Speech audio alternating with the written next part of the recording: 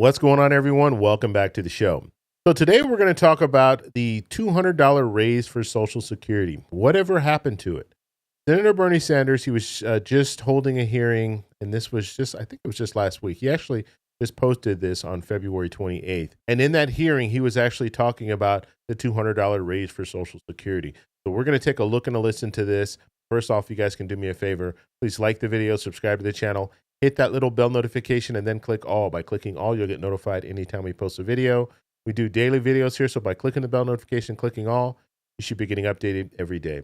And just a reminder, thank you for your support. I really appreciate it. And if you'd like to follow me on Twitter and Threads, you can at the TEC Show Live. Okay, so we had a live stream last night. It was great. It was a good time. So if you guys missed it, you can check out the video. I'll put a link in the comment section. It'll be pinned at the very top.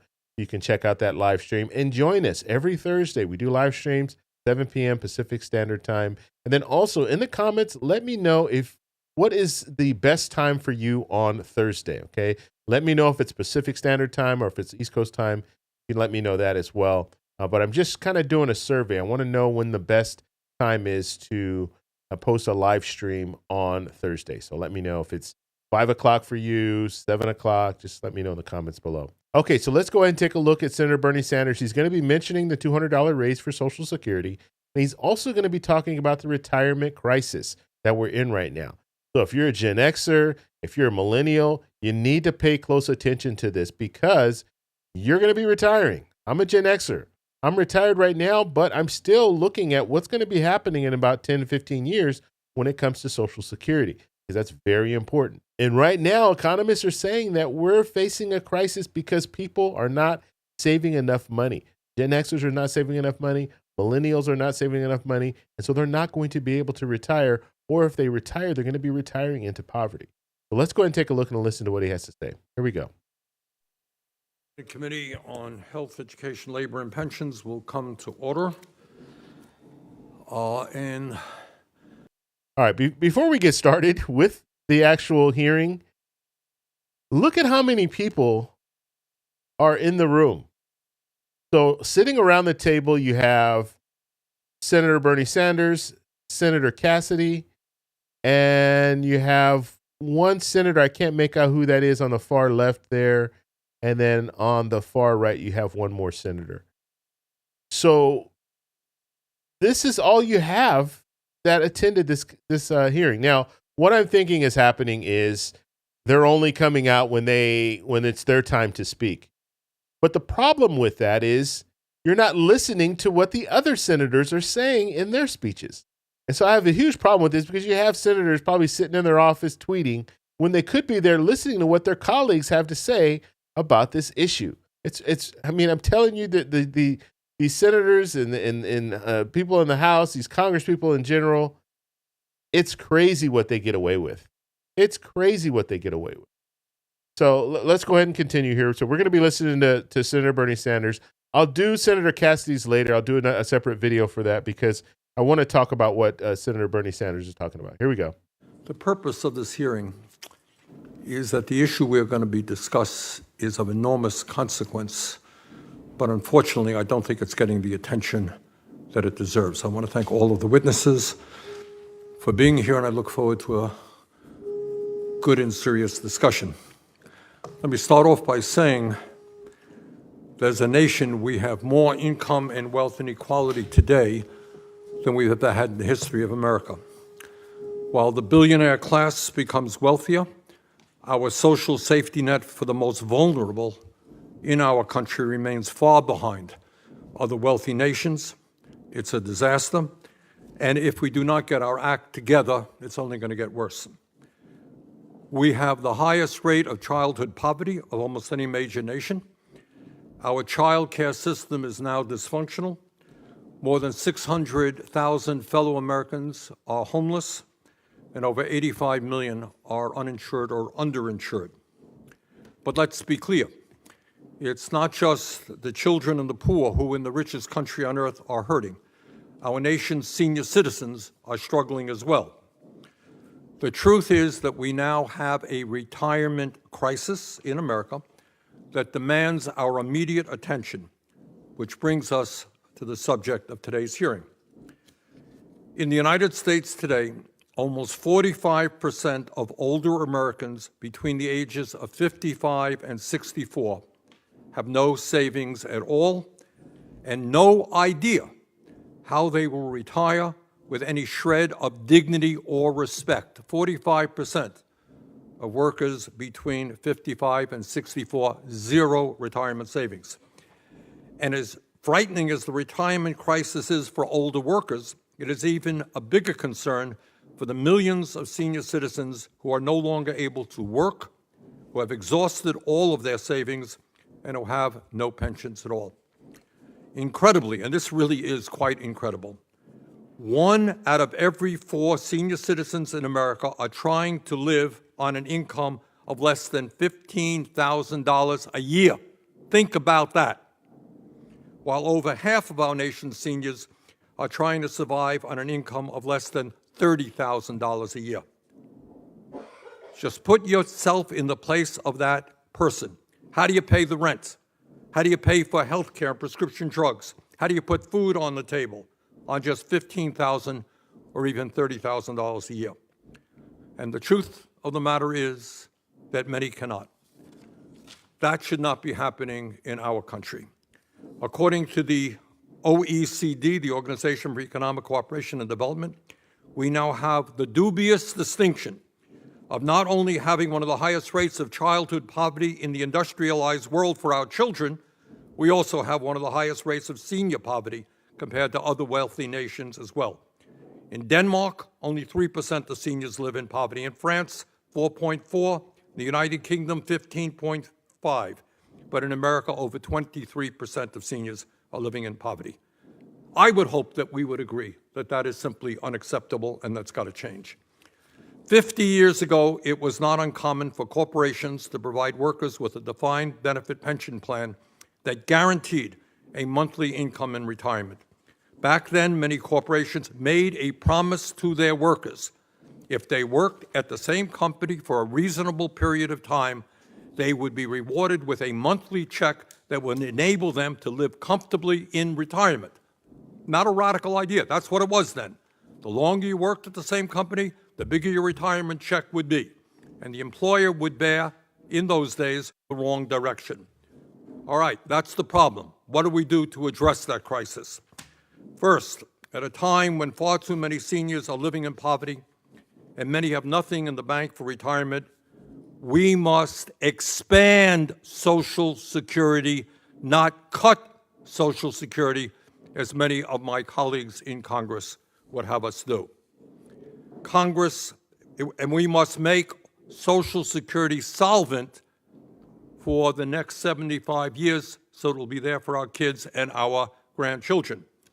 Legislation that I have introduced, along with 9 co-sponsors, accomplishes those goals.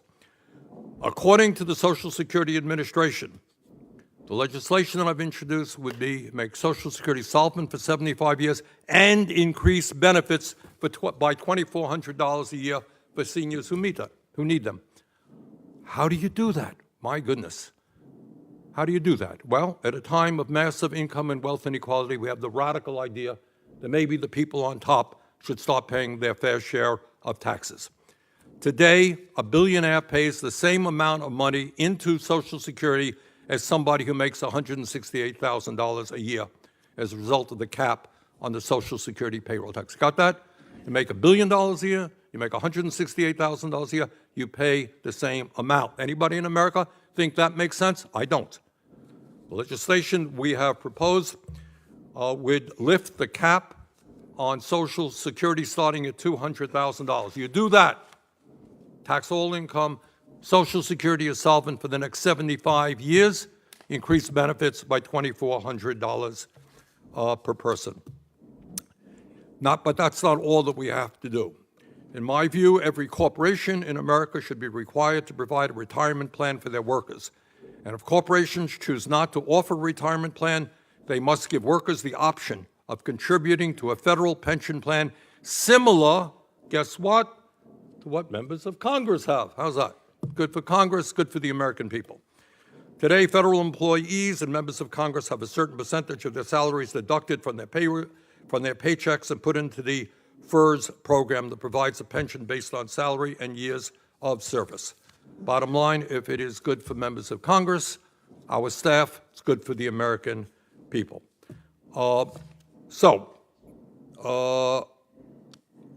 That's where we are. We got a crisis. I think we have some common sense solutions, and I look forward to working with members of this committee to address them. Senator Cassidy, Mike is yours. Okay, so that was Senator Bernie Sanders talking about this retirement crisis. He also talked about the $200 raise for Social Security. And so basically his plan when it comes to reforming Social Security.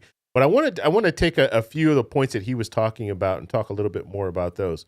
He was talking about people from the age of 55 to 64. They have, 45% of people in that age range have $0 saved up for retirement. $0. And so this is going to be a huge problem. And we're talking about from 55 to 64. So some baby boomers as well as Gen Xers are in that category, in that age range. This is going to be a huge problem for them when they retire, because they might be able to collect some in Social Security, but if they don't have anything set up for retirement, then they're going to be living in poverty.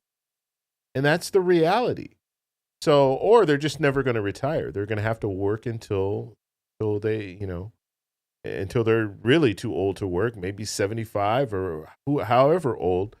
But this is going to be a real serious situation in the next 10 years when it comes to retirement, when it comes to Social Security reform, because we know things need to happen when it comes to Social Security in order for us to continue to see people receiving benefits at 100%. If they don't do anything about Social Security, if they're not listening to Senator Bernie Sanders and going along with the Social Security expansion, or Representative Larson's Social Security 2100, or some of the other plans that are out there, if they're not planning to reform Social Security in 10 years, that's going to be a 23% cut. We already know that. And so that's one of the reasons why Senator Bernie Sanders is so passionate about this whole situation, because he knows people receiving Social Security currently, they're not receiving enough, and people are not saving enough in retirement. Now, what are the fixes? He was talking a little bit about having corporations mandating that they actually pay retirement for their employees, or have a retirement, not really pay retirement, have a retirement plan set up for their employees. And shockingly enough, not all companies provide retirements for their employees. So they don't provide a system for their employees to pay into retirement, and they don't match retirement or anything like that. They don't have 401k plans. They don't have any of that. And it's crazy to me, because I thought that was like an automatic. You get a job and they have some type of a retirement plan set up for you, but it's not a guarantee. And so he wants to have it mandated that if you have a corporation, you need to have something set up in place, some type of retirement plan set up in place. Now, most people, you're paying into that. So the company is really not having to pay into it unless they're matching. If they're matching like a 401k, then they would be paying into it. But usually they're writing those off in taxes anyway. So they need to have something set up in place. And if they don't, then allow people to get on the, what does he call it? The federal plan, the FERS.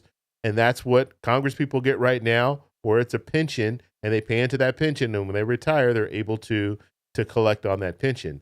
Now, going back to the beginning there where I was showing you the hearing and you had just 4 senators sitting there, I mean, they really need to take this more seriously. And I don't think they are. And the only way that they're going to take this seriously is if we get out there and let them know, hey, you guys need to do something about Social Security. You need to reform it. And you need to have some of these mandates in place. Corporations should not be out there just saying, no, we don't have a retirement plan because it costs us more money. They need to be taking care of their employees. And I'll tell you one thing, when it comes to pensions, if you want someone working for you for a long period of time, provide pensions. Because if you provide a pension, they're going to stay with you. Because in most cases, they're not going to be able to transfer those pensions onto other companies. And so now you have someone that's going to be loyal to you for years to come. Now I know it's very common for people to hop jobs, go from one job to the next, maybe work one place for 10 years and another place for 5 years, and then another place for another 5 years. But in the old days, that didn't happen because they were providing, some of these companies were providing pensions And so people would stay with those companies their whole career. And the company would end up saving in the long run because they don't have to keep rehiring people, retraining people. They don't have to do that because you're going to have people that are going to be there for the long haul. And in a lot of situations, you might not even be getting paid as much as someone else that's doing a similar job, but you're doing it mainly because the pension is there and you know that you'll be able to retire earlier and then you'll be able to collect that pension for the rest of your life. So there are some benefits to collecting pension. I'm collecting a pension now. And so that's another incentive that I think, and a lot of companies, they've moved away from pensions, and that's going to be a huge problem in the future when it comes to retirement because people are going to be living on Social Security and only Social Security, and it's not going to be enough for them. So I want to know what you guys think in the comments below. If you like this video, please give me a thumbs up. Please subscribe for more, and I'll talk to you in the next one. Bye.